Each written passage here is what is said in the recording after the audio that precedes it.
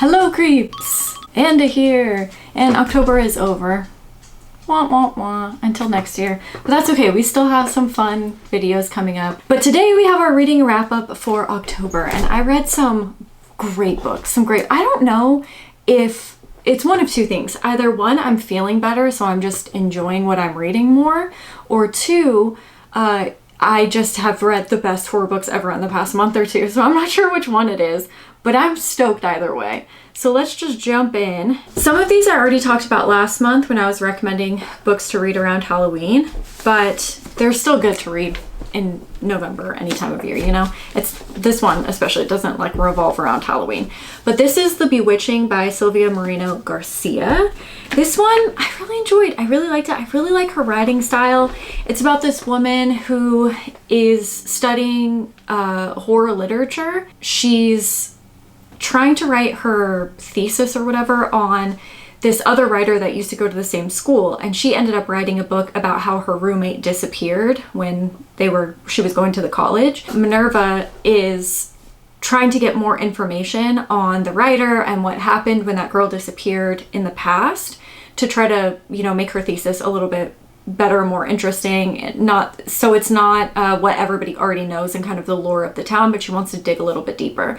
So she meets up with other people who knew them or were around in that time in that area.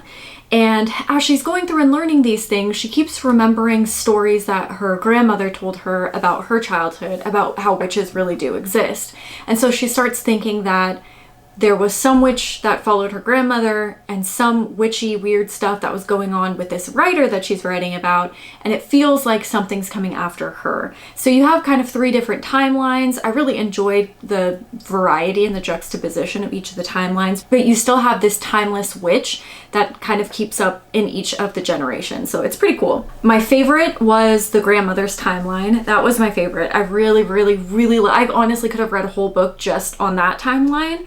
So I think this one I liked a little bit less than Mexican Gothic, but it's still like a great, fantastic book. But Mexican Gothic blew my mind. It was one of my favorite books that I've read this year. But this I would still highly recommend. It's still a great, fantastic horror book. I feel like the witch aspect was pretty predictable in this book, and I don't think that it's like some crazy surprise what happens, but I think it's the writing style of the author that really shines through in this book, especially the lore of the grandmother. I think kind of like the traditional stories of the witch, it just really was different than anything that I've ever read, and I really loved it. So obvious, but not disappointing. It didn't really matter that it was predictable because I had such a fun time reading it. So there's that guy.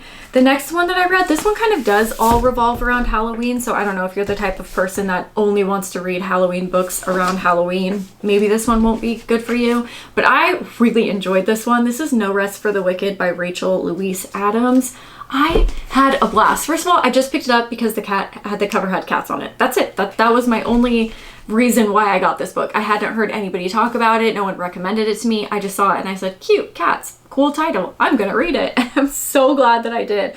I believe this is her first novel or her first thriller novel or something, but I really enjoyed this one. This one is about a woman. She's I keep forgetting what she is. Her name's Dolores, and she's a forensic pathologist. And her father goes missing. He's kind of a prominent figure in her hometown. She hasn't spoken to him in many years, but the FBI calls her and asks if she would come home to kind of answer some questions and to talk because they think someone actually abducted him. So she goes back to kind of face her past and her family for the first time in quite a long time. She meets back up with her siblings, and it's, you know, uncomfortable and hard and heartbreaking, and it's a lot of things all mixed into one.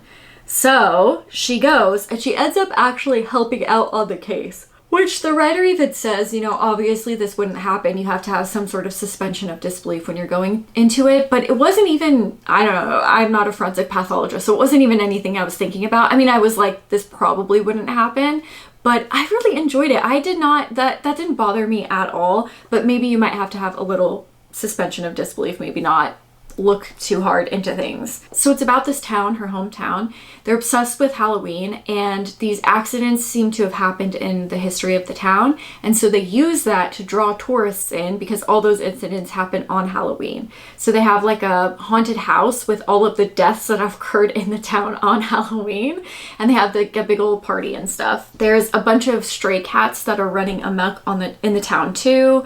I really like, without going too into it, the title and things like that in the book. I liked the aspect of the estranged family and the town obsessed with Halloween and the unfortunate incidents that happen around the night. And there's like a rich family feud between her family and another family. And basically everyone's just running around trying to figure out what happened to Dolores's father.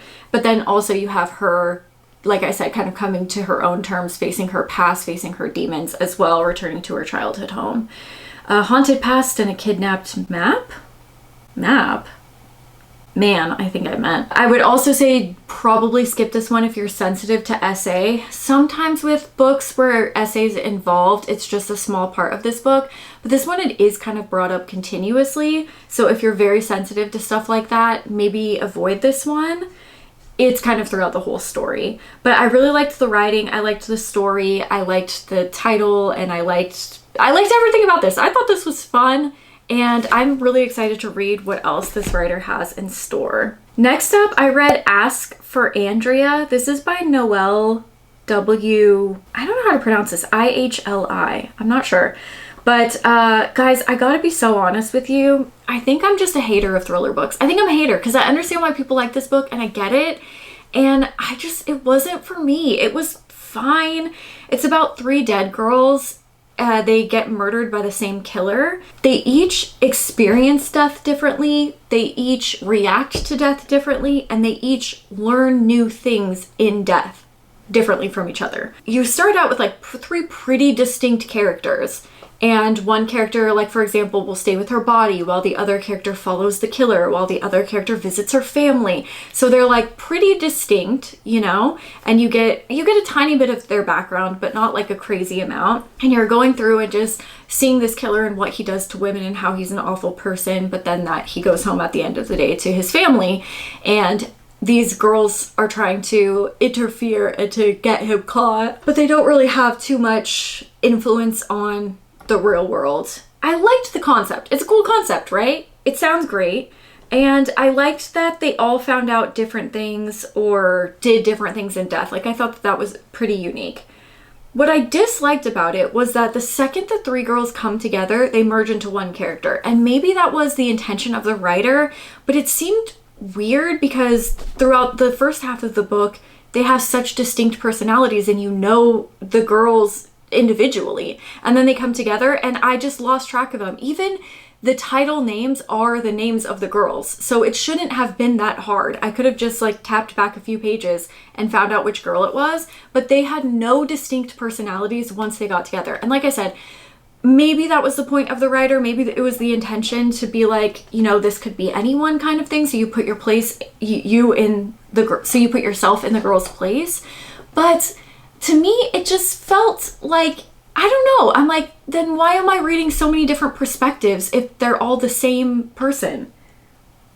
Can I help you? But to me, it just felt strange because they started off so distinctly and then just kind of merged into one character. So I'm like, well, why does it matter who's talking right now? That's how it felt reading it. I can see why people would like it. It just really wasn't for me. And also, I did read this on the Kindle, and I don't know, maybe I would have a different experience if I read it in book form, but there are books that I have enjoyed on the Kindle, so I don't know. I think I'm just a hater. There's no other explanation. The next one that I read was The House on Cottage Lane. This is just a short story by Ronald Malfi, and this is just a cute little trick-or-treating Halloween story. It's about a kid who makes friends with the neighbor's foster kids. He keeps befriending them, and he's kind of forced into befriending this like kind of weird kid, and they go trick-or-treating, and there's a haunted house, or you know, a house with lore around it in the neighborhood. They dare the kind of weird kid to go into the house, and he doesn't come back out. And so it was just cute. It was fun. It felt like a little, you know, side story of Trick or Treat or something. I enjoyed it. It wasn't anything like mind-blowing, but it was a cute story for Halloween.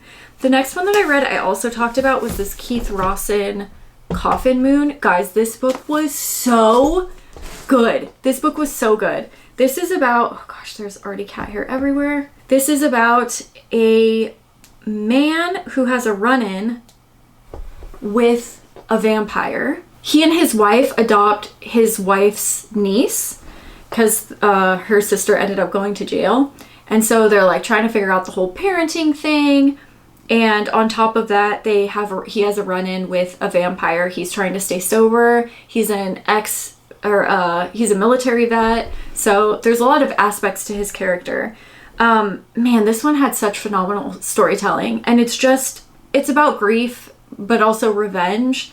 And what a cool, unique kind of twist on a vampire story. You think you've read it all, and then you come across something like this, and you're like, this was so good. This was unique. It was, he has kind of his own spin on vampires, and the whole vampires being the center of the story. They're, I guess, kind of like the pro and antagonist at the same time, which is interesting. I went in not knowing anything. I just saw the title. I saw that it had good ratings. I wanted to read a monster book during Halloween, so I was like, I'm gonna pick this guy up. It's always just really cool to see how differently writers handle a subject like vampires that have been around in literature forever, really since the beginning of the horror genre. I just really like, kind of seeing where they take it, how they handle the subject, and he adds his own flair to vampires, but it also does kind of feel like a very classic vampire story as well. I think the story takes place in the 70s, so it has also that aspect going for it too. But it feels traditional, but then also fresh and unique enough to be entertaining. So I love this one. It blew me away. I thought that one was just a blast. Next up, I read My Darling Dreadful Thing. Someone pronounced her name not Johanna, but Johanna? Or I'm not sure. So I don't know if I'm pronouncing this right, but Johanna Van Veen, Johanna Van Veen, I'm not sure. But I read her book last month, Blood on Her Tongue, and that was my favorite book of the year so far. So I wanted to go back and read this one. I mean, this cover, come on, it sounded really interesting. It's about a girl who performs seances for her mom, and she's kind of tricking people into feeling like they've connected with past loved ones, like loved ones who have passed.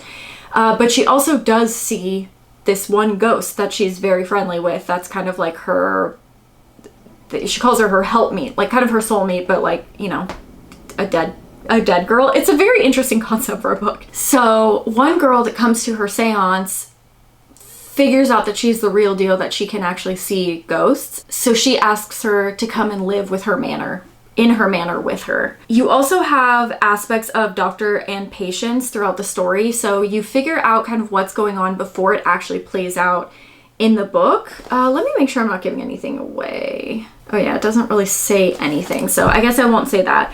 But Morella, this cat is gonna be the freaking death of me, I swear. So Agnes is the one that asks her to come and stay in her manor with her, and Ruse leaves behind her abusive mother and a job that's not fulfilling, kind of like swindling people, and brings her to live in this mansion with her.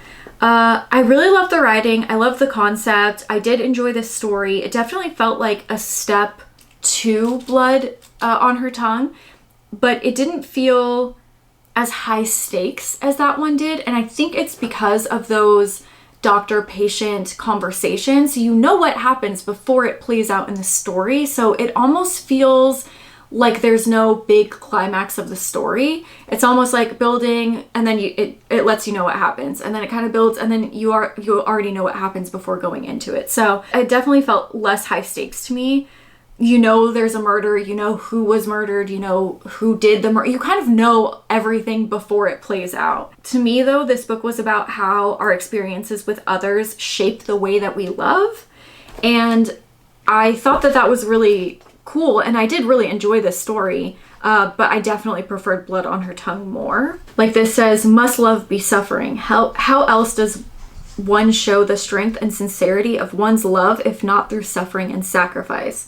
My glorious imperfect Ruth, who has been stabbed and hit and strangled and drowned, how could I have expected her to understand love in any other terms? Ruth is the name of the dead girl that Ruse can see, so even her, who has experienced like this horrific death, builds off of her own past experiences to try to like understand what love is and show love in her own way. And each of the characters do that. So, you know, you have Ruse's background, you have Agnes's background, and then you even have the girl who was murdered, her background, playing into the way that they interact with each other, the way that they show love, receive love. It's actually an interesting story, and I really enjoyed this one. But like I said, yeah, I loved Blood on Her Tongue just a little bit more, Next up, I read The Keepsake by the Rosolian Isle series, the Tess Gerritsen book. This is how this one looks. This one, it's just about a detective and a medical examiner. So you have Rosolian Isles, the detective, the medical examiner. I think this is number maybe 7 or 8 in the series. You have a mummy that is found in a museum basement with a bunch of other stuff. They're a pretty wealthy family that owns this, so they get a lot of inventory that's kind of gifted from other families or purchased from other places or what have you. So they kind of have like a mess of a basement, and they find a mummy in there, and they think, oh my gosh, this mummy has got to be super old. They carbon date the wrapping that the mummy was wrapped in, and they find out where it's from, and so they bring it to get an MRI? Yeah, right? I think to get kind of like the first look at it, because I guess unwrapping mummies from a certain time period, it isn't easy. They use resin to stick to the skin, so you can't just kind of unwrap it and look at it. So they go to the MRI machine and they do this MRI, and they see like pieces, and they're like, oh, that's weird, there's a bullet hole in her. And then they're like, okay, well surely it's just because someone shot the mummy after. And they do more tests, and they find out that actually the mummy is a current victim who is wrapped to look like an ancient mummy in ancient mummy wrapping. You know what else is weird with this one too? They each talk about bog bodies, and I thought that was so weird. Both of these books, I read them back to back. They have nothing in common. They're, you know what I mean? Like, this is a horror book, this is a thriller book, this is like, you know, detective, good cop, bad guy kind of thing. This is like a love story, ghosts and stuff, and they both talk about bog bodies, and they both talk about a specific bog body found in a specific location.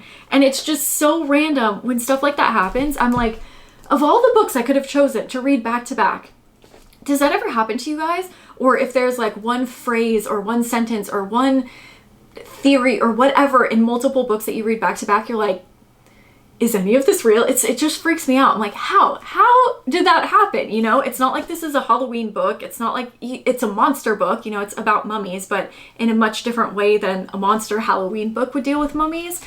I don't know. I just thought that was very weird.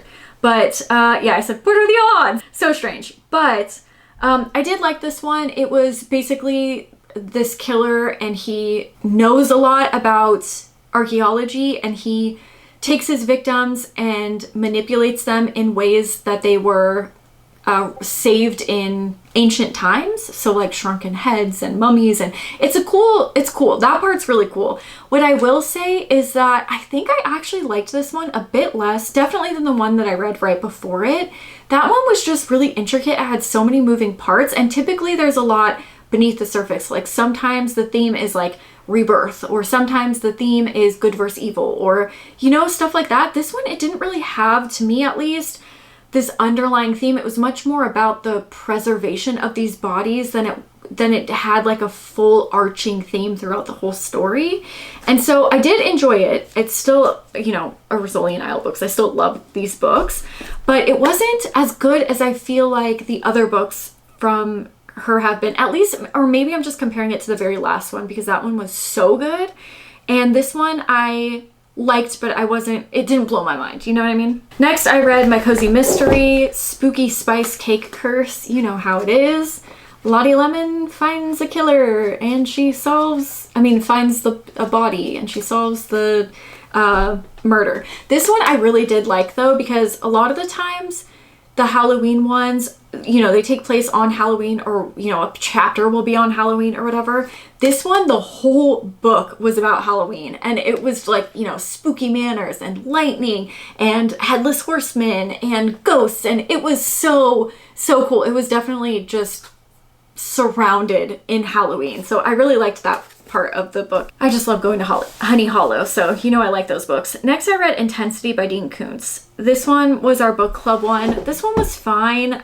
I found some of it a little challenging to get through, if I'm completely honest. It's about a girl who spends the night at her friend's house and somebody breaks in and murders her friend and her family. She hides and then chases after the killer to try to stop him.